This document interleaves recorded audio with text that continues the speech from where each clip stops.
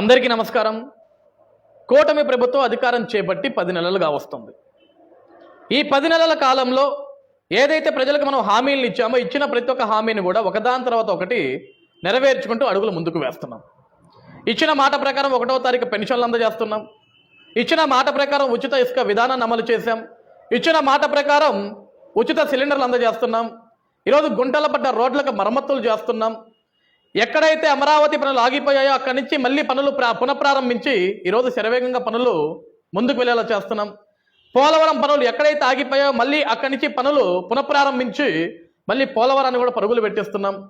ఈరోజు ఆంధ్రప్రదేశ్ రాష్ట్రానికి పెట్టుబడిదారుల్ని పారిశ్రామికవేత్తల్ని ఆకర్షిస్తున్నాం. వాళ్ళతో ఎంఓఏల మీద సంతకాలు పెట్టిస్తున్నాం. ఈరోజు యువత భవిష్యత్తు గురించి ఆలోచిస్తున్నాం. రైతుల భవిష్యత్తు గురించి ఆలోచిస్తున్నాం. ఆడపడుచుల భద్రత గురించి ఆలోచిస్తున్నాం. రాష్ట్ర అభివృద్ధి గురించి ఆలోచిస్తున్నాం. ఈ 10 నెలల కాలంలో ఆంధ్రప్రదేశ్ రాష్ట్రంలో ప్రజలకి కష్టం అనేది లేకుండా చూసుకుంటూ చాలా అద్భుతంగా పరిపాలన చేస్తున్నాం. ఇక్కడ వరకు అంతా బాగానే ఉందండి. కానీ ఈ 10 నెలల కాలంలో కూటమి ప్రభుత్వం ఏర్పడిన తర్వాత కష్టపడిన వాడు ఎవడన్నా ఉన్నాడు అంటే, బాధపడుతున్న వాడు ఎవడన్నా ఉన్నాడు అంటే వాడు కేవలం జెండా మోసిన కార్యకర్త మాత్రమే. 10 నెలల కాలంగా కార్యకర్తను గుర్తించలేకపోతున్నాం మనం.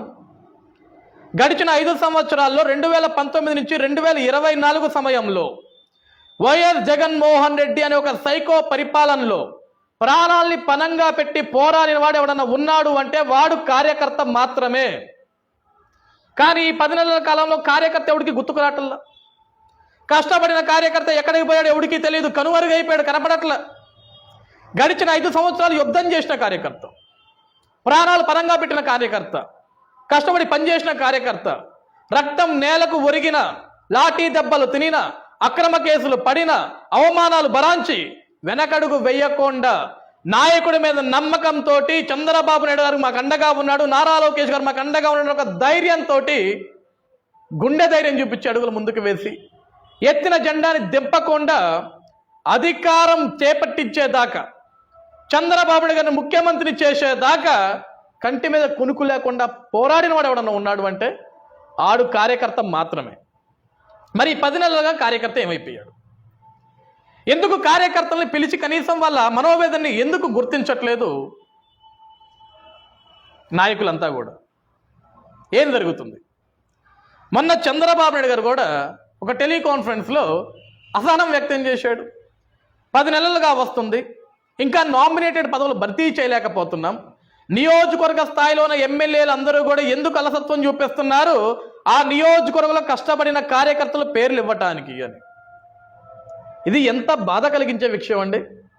10 నెలలు పట్టిందా నియోజకవర్గంలో ఉన్న ఎమ్మెల్యేలందరికీ కూడా ఆ నియోజకవర్గంలో ఏ కార్యకర్త కష్టపడ్డాడు, ఏ కార్యకర్త కష్టపడలేదు కనీసం అవగాహన లేదా? 10 నెలల సమయం కావాలా ఒక కార్యకర్తను గుర్తించడానికి?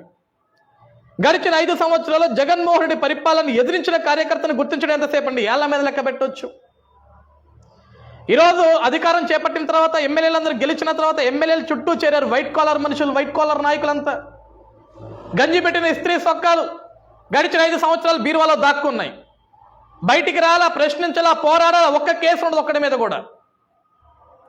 ఈరోజు కేసులు పెట్టించుకున్న వాళ్ళని మేము గుర్తిస్తాం, కేసులు పెట్టించుకున్న వాళ్ళ హీరోలను మాట్లాడారు ఆ రోజు. ఈరోజు కేసులు పెట్టించుకున్న కార్యకర్తలు ఏమైపోయారు సార్? ఎక్కడికి వెళ్ళిపోయారు సార్ కేసులు పెట్టించుకున్న కార్యకర్తలంతా? ఈరోజు నియోజకవర్గంలో ఎమ్మెల్యేల చుట్టూ తిరిగే వాళ్ళ మీద ఎన్ని కేసులు ఉన్నాయి సార్? వైట్ కాలర్ మనుషుల మీద ఎన్ని కేసులు ఉన్నాయి సార్? ఖద్దర బట్టల మీద ఎన్ని కేసులు ఉన్నాయి సార్? ఈరోజు చంద్రబాబు నాయుడు గారిని కానీ, లోకేష్ గారిని కానీ, రాష్ట్ర అధ్యక్షుడు పల్లా శ్రీనివాసరావు గారిని కానీ, సార్ మేము ఒకటే అడుగుతున్నాం, ఒకటే వేడుకుంటున్నాం, మీరు ఒక రిపోర్ట్ తెప్పించుకోండి, ఒక గ్రౌండ్ రిపోర్ట్ తెప్పించుకోండి, లేకుంటే ఒక ఇంటెలిజెన్స్ రిపోర్ట్ తెప్పించుకోండి సార్. ఇప్పుడు నియోజకవర్గాల ఎమ్మెల్యేలు లిస్ట్ ఇవ్వట్లేదు అంటే అది వాళ్ళ చేతకానితనం అనుకుందాం, వాళ్ళ అలసత్వం అనుకుందాం. వాళ్ళు ఎందుకు ఇవ్వట్లేదు ఎవరికి తెలియదు కదా. ఒక గ్రౌండ్ రిపోర్ట్ తెప్పించుకుంటే ఒక ఇంటెలిజెన్స్ ఉంటుంది కదా మీకు. 2019 నుంచి 2024 వరకు ఏ నియోజకవర్గంలో ఏ కార్యకర్త మీద ఎన్ని కేసులు ఉన్నాయి, అదే బెస్ట్ రిపోర్ట్ సార్ పదవులు ఇవ్వడానికి.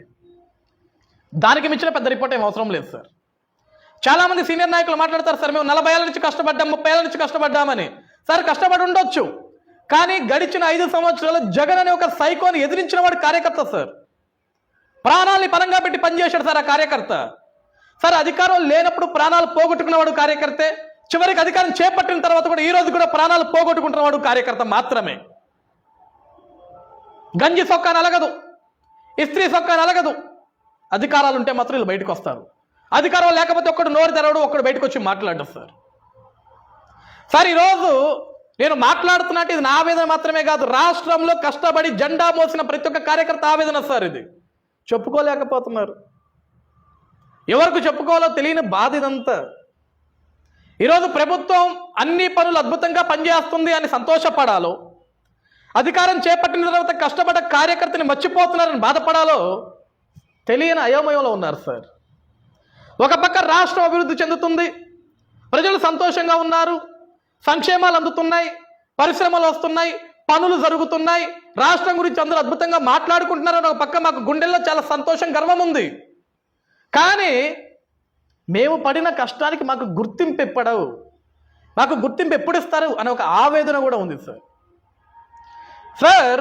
2019 నుంచి 2024 వరకు సార్ ప్రతి నియోజకవర్గంలో కూడా నాకు తెలిసి కష్టపడిన కార్యకర్తలు, కేసులు పెట్టించుకున్న కార్యకర్తలు, అరెస్టులై జైలు పాలైన కార్యకర్తలు, ఇలా అవమానించబడిన కార్యకర్తలు 100 నుంచి 200 మంది మాత్రం ఉంటారు సార్. అంత మించి ఉండరండి. 100-200 మంది ఉంటారు. వీళ్ళ మీద నిజంగా కేసులు ఉన్నాయి సార్, పార్టీ కేసులే. జగన్మోహన్ రెడ్డి పెట్టించిన కేసులు ఒక్కొక్కటి మీద 5 నుంచి 10, 20, 30 కేసులు ఉన్నాయి సార్. కానీ ఈరోజు వాళ్ళందరూ ఏమైపోయారండి? వాళ్ళందరూ ఎందుకు కనపడట్లేదండి సార్? ఒక్క రిపోర్ట్ తెప్పించుకోండి సార్. ఈ రోజు వరకు గెలిచిన శాసనసభ్యులందరూ కూడా తమ తమ నియోజకవర్గంలో గడిచిన 5 సంవత్సరాల్లో కష్టపడిన కార్యకర్తలని పిలిచి వాళ్ళ మీద ఉన్న కేసుల రిపోర్ట్ తెప్పించుకొని, మీ మీద ఇన్ని కేసులు పడ్డాయి, పార్టీ కోసం మీరు ప్రాణం పెట్టి పనిచేశారు, మీకు న్యాయం చేయాల్సిన బాధ్యత మా మీద ఉంది, మీకు ఏం కావాలి, మేమేం చేయమంటారు, కనీసం పిలిచి అడిగిన ఎమ్మెల్యేలు ఉన్నారా సార్? ఈ రోజు వరకు ఏ ఒక్క కార్యకర్తనైనా సరే పిలిచి అడిగిన ఎమ్మెల్యేలు ఉన్నారా? ఉంటే చూపించండి సార్. కార్యకర్త ఆవేదన కూడా అదే సార్. కనీసం పిలిచి మాట్లాడట్లేదు, పిలిచి అడగడం లేదు. నీ మీద ఇన్ని కేసులు ఉన్నాయిరా, నీ పరిస్థితి ఏంటి, నీకేం చేయాలి, నీకేమైనా న్యాయం చేయాలా, ప్రతి నెల నీ కుటుంబం ఎలా గడుస్తుంది, నేను అండగా ఉన్నా, నీకు ఒక పని చేసి పెడితే ఇది చేసుకోపో అని చెప్పేసి కనీసం పిలిచి అడిగిన వాళ్ళు లేరు సార్. బాధ ఉండదండి కార్యకర్తకి? అసహనం వ్యక్తం చేయడానికి కార్యకర్త సార్. ఈరోజు గట్టిగా ఒక విషయం చెప్పమంటారా నన్ను? ఒక రాష్ట్రానికి కష్టం వచ్చినప్పుడు ప్రజలందరికీ గుర్తొచ్చే వ్యక్తి ఎవరైనా ఉన్నారు అంటే అది నారా చంద్రబాబు నాయుడు గారు మాత్రమే. అదేవిధంగా పార్టీ కష్టకాలంలోకి వెళ్ళిపోయినప్పుడు పార్టీకి గుర్తొచ్చే వ్యక్తి ఎవరైనా ఉన్నాడు అంటే వాడు జెండా మోసే కార్యకర్త మాత్రమే. రాష్ట్రం కష్టంలో ఉంటే చంద్రబాబు గారు కావాలి, పార్టీ కష్టంలో ఉంటే కార్యకర్త కావాలి. ఈరోజు చంద్రబాబు నాయుడు గారు ఒక్కళ్ళే కష్టపడి రాష్ట్రం కోసం పరితపించి పరిశ్రమలు తెచ్చి, పెట్టుబడులు తెచ్చి, రోడ్లు వేసి, నిర్మాణాలు చేసి, రైతులను కాపాడి, మహిళలను కాపాడి, యువత కోసం నిరంతరం ఆలోచించి 24 గంటలు అదే పని మీద కష్టపడుకుంటూ వెళ్తే ఒక్క చంద్రబాబు నాయుడు గారు మాత్రమే కష్టపడితే పని అవ్వదు అండి. ఇక్కడ 2019లో మనం ఏమి పనులు చేయక ఓడిపోలేదండి, గుర్తుపెట్టుకోండి. 2019లో మనం ఓడిపోవడానికి కారణం మనమే. ఇదే అసహనం, ఇదే ఆవేదన, ఇదే బాధ ఆ రోజు కూడా కార్యకర్తలను ఎవడు పట్టించుకోవాలి, వాడి కష్టాన్ని ఎవడు గుర్తించాల. 2014 నుంచి 2019 వరకు నవ్యాంధ్రప్రదేశ్ రాష్ట్రం ఏర్పడిన తర్వాత ముఖ్యమంత్రిగా చంద్రబాబు నాయుడు గారు ప్రమాణ స్వీకారం చేసిన తర్వాత రాష్ట్ర రాజధాని అమరావతిని ప్రపంచ పట్టణంలో నిలపాలని చెప్పేసి ఆయన కాంక్షించి దేశ విదేశాలు తిరుగుతూ రాష్ట్రం కోసం పరితపించి నిద్రాహారాలు మాని నిరంతరం కష్టపడిన వ్యక్తి నారా చంద్రబాబు నాయుడు గారు అయితే, ఆ రోజు నియోజకవర్గంలోని ఎమ్మెల్యేలందరూ కూడా కార్యకర్తలను గాలికి వదిలేసి నాయకుడు కష్టపడుతున్నాడు, నాయుడు కష్టపడుతున్నాడు, ఇక మనం కష్టపడాల్సిన అవసరం లేదని చేతులు కట్టుకుని ఇంట్లో పడుకుంటే 2019 మనం ఓటమి రుచి చూసాం. మనమేమో తప్పు చేసాం, ప్రజలకు మంచి చేయకనో, రాష్ట్రాన్ని అభివృద్ధి చేయకనో, రాష్ట్రానికి మొత్తం అన్యాయం చేశామని ఓడిపోలా. మంచి చేసి ఓడిపోయాం, మంచి చేశాం, అభివృద్ధి చేశాం, పోలవరాన్ని పరుగులు పెట్టించాం, రాజధాని పరుగులు పెట్టించాం, సంక్షేమ పథకాలు అందజేశాం, విదేశీ విద్యను ఇచ్చాం, పెన్షన్లు ఇచ్చాం, రేషన్ ఇచ్చాం, పథకాలు ఇచ్చాం, పరిశ్రమలు తెచ్చాం, ఉద్యోగ అవకాశాలు కల్పించాం, డిఎస్సీలు వేశాం, పోలీసు నియామకాలు చేశాం, అన్నీ చేశాం. పేదవాడికి ఇల్లు నిర్మాణం చేశాం, టిడ్కో ఇల్లు కట్టాం, రైతులకు గిట్టుబాటు ధరలు ఇచ్చాం, అన్నీ చేశాం. కానీ ఓడిపోయాం. ఎందుకు ఓడిపోయామంటే ఆ రోజు కార్యకర్తలు అనుకున్నది ఏంటో తెలుసా సార్? మా నియోజకవర్గాల ఎమ్మెల్యేలు మమ్మల్ని పట్టించుకోలేదు, మా నియోజకవర్గం ఒకటి ఓడిపోతే ఏమవుద్ది, 175 నియోజకవర్గాలు మా ఒక్కటి ఓడిపోతే 174 అయినా గెలుచుకుంటారు కదా అన్నట్లు వదిలేశారు. అలా 175 నియోజకవర్గ కార్యకర్తలు కూడా అదే అనుకున్నారు. కట్ చేస్తే ఏమైంది సార్? ఓడిపోయాం. ఓటమిని రుచి చూసాం. ఆ ఓటమి బాధ ఎవరిదండి? చంద్రబాబు నాయుడు గారికి ఆ బాధ. ఎందుకంటే అప్పుడే పుట్టిన బిడ్డ అమరావతి, అప్పుడే ఏర్పడిన కొత్త రాష్ట్రం నవ్యాంధ్రప్రదేశ్, దానికోసం ప్రాణం పెట్టి పనిచేసిన వ్యక్తి నారా చంద్రబాబు గారు అయితే ఆయన కష్టాన్ని బూడిదలో పోసిన పన్నీరుగా మార్చేశారు ఆ రోజు. మళ్ళీ ఈ రోజు కూడా ఇదే జరుగుతుంది. 2024 అధికారం చేపట్టాం, కష్టాల నుంచి బయటకు వచ్చాం. ఈ రోజు మనం అధికారం చేపట్టామంటే మనం ఏదో గొప్పగా యుద్ధం చేసి మనం చేపట్ల అధికారాన్ని. జగన్ అనే ఒక సైకోని ప్రజలు సహించలేదు. జగన్ అనే ఒక మూర్ఖుణ్ణి ఈ రాష్ట్ర ప్రజలు ఒప్పుకోలేదు. జగన్ లాంటి వాడి ఆంధ్రప్రదేశ్ రాష్ట్రంలో ఉంటే రాష్ట్రం సర్వనాశనం అయిపోతుంది, మరో బీహార్ అయిపోతుంది, అంధకారం అయిపోతుంది, శ్మశానంగా మారిపోతుందన్న భయంతో, చంద్రబాబు నాయుడు గారి మీద ఉన్న ధైర్యంతో, మళ్ళీ చంద్రబాబు నాయుడు గారు అయితేనే రాష్ట్రాన్ని అభివృద్ధి పరంగా ముందుకు తీసుకెళ్తాడని ఒక నమ్మకంతో, ఒక సంకల్పంతో ఆలోచించి ఆ రోజు నియోజకవర్గంలో ఉన్న అభ్యర్థులను ఎక్కడా ప్రజలు చూడలేదండి. నియోజకవర్గంలో అభ్యర్థులు ప్రజలు చూడలా, లేకుంటే నియోజకవర్గంలో పెద్ద మనుషులుగా చలామణి చేసే నాయకులు చూడలా. వాళ్ళు కేవలం చూసింది చంద్రబాబు నాయుడు గారిని, జగన్ పైశాచికత్వాన్ని, వాళ్ళ బిడ్డల భవిష్యత్తుని, ఈ రాష్ట్ర భవిష్యత్తుని చూసి జగన్కి ఓటు వేయలేదు, కూటమి ప్రభుత్వానికి ఓటు వేశారు, మనకు అధికారాన్ని ఇచ్చారు.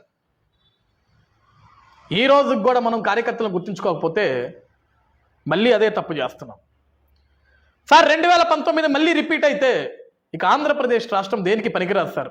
జగన్ లాంటి చేతిలోకి వెళ్ళిపోతే రాష్ట్రానికి మంచి చేయడం ఒకటే కాదండి, ప్రభుత్వం లేనప్పుడు, అధికారం లేనప్పుడు కష్టపడిన కార్యకర్తకి ఫస్ట్ పెద్దపీట వేయండి, ఆయన్ని గుర్తించండి. కష్టపడిన కార్యకర్తని గుర్తించడానికి 10 నెలలు, 20 నెలలు, 3 సంవత్సరాలు, 4 సంవత్సరాలు అవసరం లేదు సార్. అధికారంలోకి వచ్చిన తర్వాత వెంటనే 1 నెల రోజులు టైం గ్యాప్ తీసుకొని ఎవరు కష్టపడ్డారు, ఏ గ్రామంలో ఎవరి మీద ఎన్ని కేసులు ఉన్నాయి సార్. ఒక నియోజకవర్గానికి 4 నుంచి 5 మండలాలు ఉంటాయి సార్. ప్రతి మండలంలో ఏ కార్యకర్త ఎంత కష్టపడ్డాడు ఆ మాత్రం తెలుసుకోవడం అంత పెద్ద విషయమా? ఎన్ని రోజులు తెలుసుకుంటారు? ఇప్పటికన్నా పద్ధతులు మార్చుకోండి.